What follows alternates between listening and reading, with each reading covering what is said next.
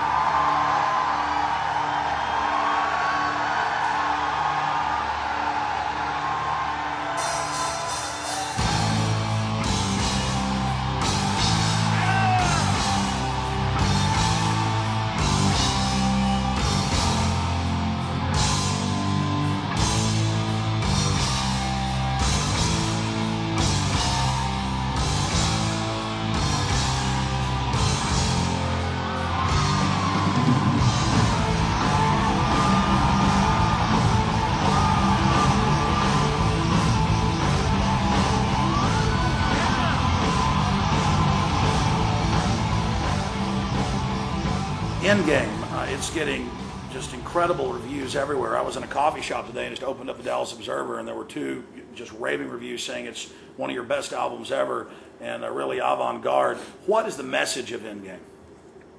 Well, a lot of people thought that that was signifying the end of my career because, you know, I've got issues with my skeletal matters and stuff like that, with headbanging and stuff, and with the way that the music business is right now, with the record companies finally getting what they deserve, it's interesting because the music industry is falling as quickly as, you know, what we're talking about. You know, watching again, it's corporate greed in America because it's all the big conglomerate record companies, and you know, like for example, EMI is owned by Thorn, from what I know, and they make the Warhead. So you know, there's a lot of weirdness with who owns the record labels and stuff like that. I love EMI, but I had no idea. I talked to Jello Biafra from the Dead Kennedys, and I asked him to do a side project with me, and he goes, "No way, man, you're on EMI. Those guys make bombs." And I was like, "What?"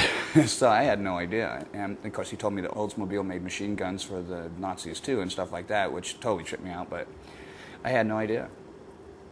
Well, pretty much everything in one way or another is a subsidiary of the military-industrial complex. It's been like that since the days of Eisenhower. So I mean, as long as the message is getting out, I think that's actually to the anger of the establishment. So. Well, I had a guy from the UN actually call me up. If you could, well, not call me up, but he said something about United Abominations, and this shows you how pea-brained this guy was. At the very end, after he tried to discredit me, he says, "Besides, I'm a Metallica fan, anyways." And I thought, what a twat, you know, because I mean, you know, I am part Metallica, so what are you saying? That's like going up to somebody who's mulatto and saying they don't have white or black in them, you know. I am part Metallica, so for him to say that, it just shows you why most of the people up there don't know what they're doing, because, you know, you have people that are representing stuff, saying childish things like that. That's sandbox mentality, you know what I mean?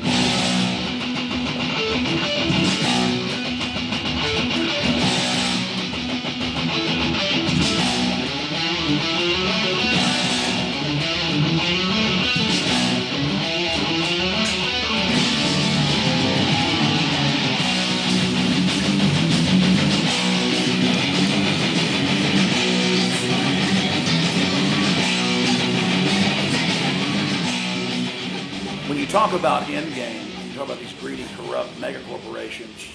From your own research, what do you believe their EndGame is?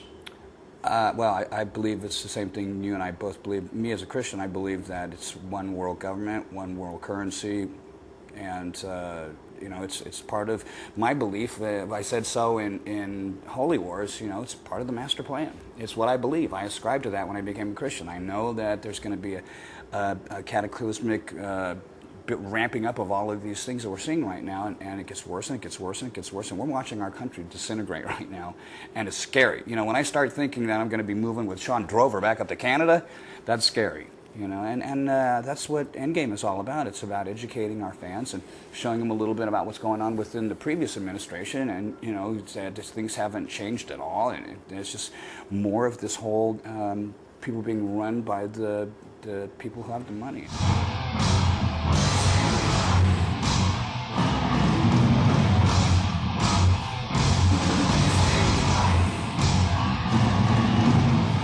I'd heard something that when we had the dollars before and it had red ink on it. Yes. Tell me that story. I'd heard that was Kennedy was supposed to. No, that's true. He was going to get rid of the Federal Reserve, and he made the money with red ink, and that's part of like. You can go into any coin shop, Dave, and say, I want a Lincoln greenback issued by Kennedy. And you'll probably have to pay $20, $30 for it because it's a collector. And they'll go under the counter and they'll pull it out, and it has a red seal, but more importantly, and it was only fives. He only issued the first 4 billion. And when you read on the top of it, it says United States note.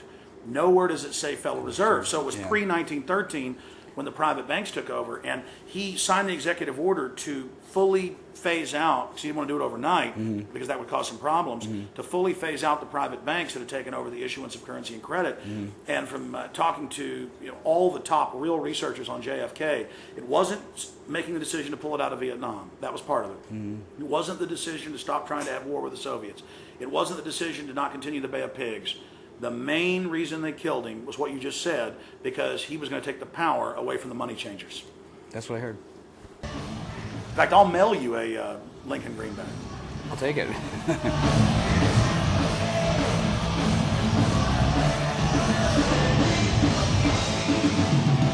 That's when he got Lincoln killed. The Rothschilds and others came to him and said, we'll loan you money at 30% interest to fight the war, which they were financing in the South for the British to destabilize the country. This is all in mainline history, but not popularly taught. And he said, no way, I'll just start issuing our own money again. And so as soon as the war ended, they killed him over that again. So that's why it's called the Lincoln greenback, because that was the last time since Andrew Jackson that money'd been issued, so he didn't have to go get a law passed. Kennedy could say, well, as president, I can reissue any currency that's already been out there. And that got him killed. But I don't want to sit here and give a history lesson. But no, that's good, because it'll probably end up in a song. You heard it here first. Wow.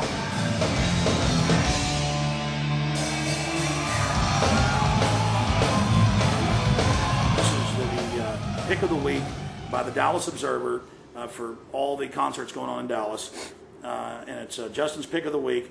And he says, Megadeth have recently put out their masterwork with EndGame, a relentless assault on corruption, FDIC, the banks, military occupations, and the mind scramble of today's world gone insane. With Dave Mustaine's articulate and spiteful delivery and blistering guitar work. Maybe need to be spiteful. Yeah, I guess. On the other. And it just goes on from there. I mean, is that an accurate kind of snapshot of the album? I don't agree with the spiteful part, but yeah, I think so.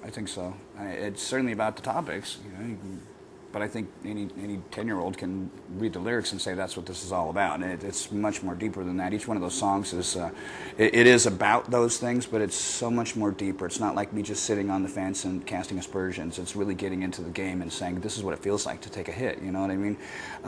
I know from firsthand with being involved in the money business when I went to school to be a stockbroker. There's things that I learned about money that they just don't teach people, and they want to keep people stupid. So I had that song, "The Right to Go Insane," and that song, those lyrics are actually toned down because I went naming people's names and all kinds of stuff like that in the first version of it. So wow. That demo tape, if it ever gets circulated, it'll probably make a lot of people pissed.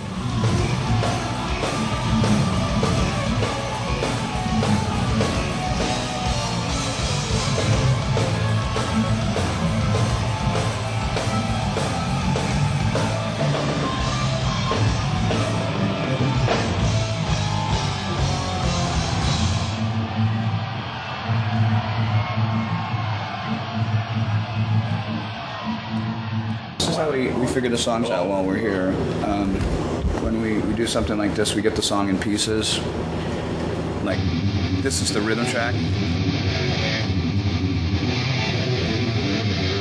have to learn it again because last time I played it was in the studio.